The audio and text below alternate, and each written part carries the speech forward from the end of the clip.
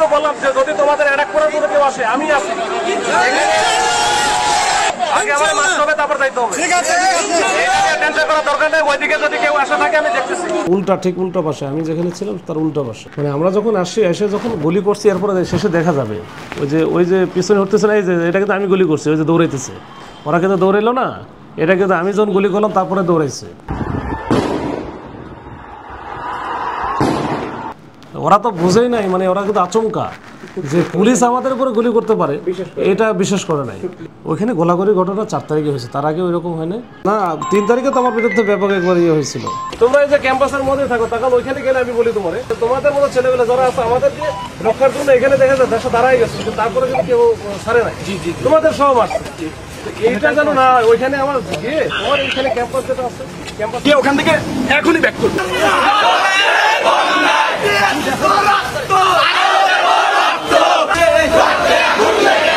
আমি একটু দেখলে তারপর বলবো ওয়ালটন এখন দেশের সীমানা পেরিয়ে পৌঁছে গিয়েছে 50টিরও বেশি দেশে।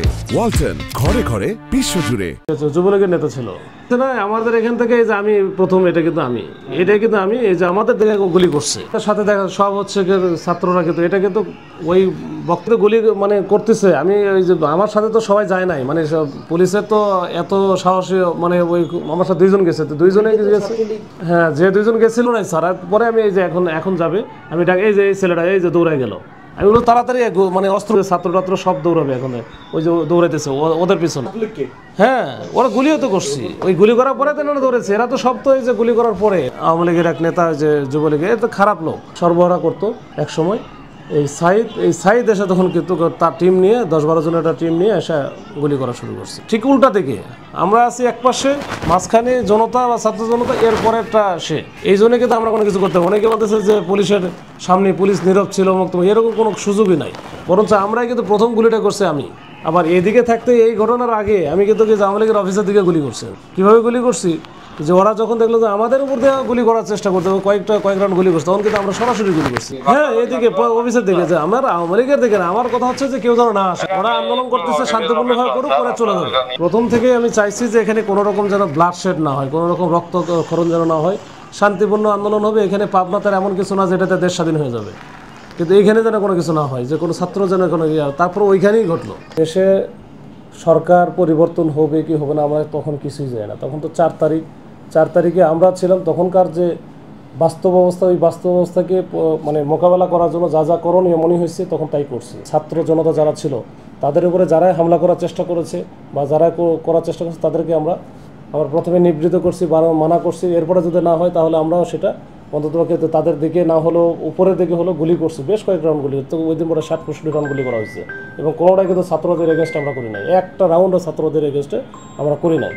শুধু অন্যদিকে করলেও সেটা করছি কী কারণে, যে তারা যেন মনে করে যে না আমরা হচ্ছে ইচ্ছা করলে সব কিছু করতে পারবো না, এটা এখানে পুলিশ আছে বা আইন শৃঙ্খলা বাহিনী আছে, তারা করতে দিবে না, তাদেরকে এইটা মেসেজটা দেওয়ার জন্য আমরা গুলি করছি। মানে ওইখানকার বাস্তব অবস্থার প্রেক্ষিতে কিন্তু আমি কাজ করেছি। তবে এক্ষেত্রে আমাকে সর্বাত্মক সহযোগিতা করছে আমাদের তৎকালীন পাবনা জেলার যিনি এসপি ছিলেন আহাদ স্যার কিন্তু আমাকে কখনো ওইভাবে প্রেশার ক্রিয়েট করে নাই, মানে জাস্ট বলছে যে ঠিক আছে। স্যারকে একটা কথাই বলছিলাম, এইখানে বাস্তবতা যেটা এবং সেটার প্রেক্ষিতে আমি কাজ করব। আমি চাই যে এখানে কোনো ব্লাডশেড হবে না, এখানে কোনো রক্তপাত হবে না, এই হতাহত না হয়ে যেটা করা দরকার স্যার সেটাই আমি করতে চাই। তখন বলছে ঠিক আছে তাহলে সেটাই করো, যেহেতু এসপি সবকিছু, তো এসপি স্যার এই কনসেন্টটা আমাকে দিচ্ছিল। আমি কিন্তু এটা পুরোটা আমার যারা ওইখানে ছিল সবকিছুর নেতৃত্বে আমি ছিলাম, মানে গ্রাউন্ডের নেতৃত্বে আমি ছিলাম। ওইখানে আমার আরও আমার সহকর্মী ছিল, অ্যাডিশনাল এসপি, এএসপি, সবাই কিন্তু আমাদের সাথে আমরা একসাথেই আমরা যেভাবে কাজ করতে চাইছি সেইভাবে করেছি। সমন্বয় করা ছিল, ওদের সাথে ভালো আনুষ্ঠানিক ছিল, ওই ছেলেগুলো ভালো ছিল, ফাঁক লেভেলের ছেলে ছিল, তবে সহন ছিল। এই 4 তারিখে যেটা ঘটে এটা অনাকাঙ্ক্ষিতভাবে যেটা ঘটনা ঘটে গেলো, 2টা ছেলে মারা গেল, আমরা কিন্তু এটা চাই না। এবং এটা মারা যাওয়ার পরে আমার খুবই খারাপ লাগছে, আমার এত কষ্ট কখনো পাইনি, আমি রাতে ঘুমাইতে পারি না যে আমার চোখের সামনে মারা গেল, মানে মেরে ফেলে একটা সন্ত্রাসী এসে না, বা তাদেরকে প্রোটেক্ট করতে পারলাম না। যে এটা যদি না হতো তাহলে কত সুন্দর হতো। 5 তারিখে যখন ঘটনাগুলো ঘটে, পুলিশের প্রতি ওইখানে পাবনার লোকজন কোনো রকম কোনো পুলিশের কোনো স্থাপনা বলেন, থানা, ফাঁড়ি, তদন্ত কেন্দ্র বা পুলিশের যে পুলিশ লাইন্স, কোনো জায়গায় কোনো আক্রমণ তো করেই না। ইভেন তারা নিজেরা এটা এসে একেবারে পাহারা দিছে, মানে তাও আসে নাই কিন্তু কেউ। আমি তো কখনো দেখি না যে কেউ আসা পুলিশের প্রতি কোনো ক্ষোভ ছিল আমি যতটুকু জানি, মানে কেউ আসে নাই। আমরা যেখানে যে পুলিশ লাইনসে আমার বাসায় আমি ছিলাম, কেউ আসে নাই। একটা কোনো আমাদের ক্ষতি, কোনো বিন্দু মাত্র কোনো কিছু ক্ষতি হয় নাই।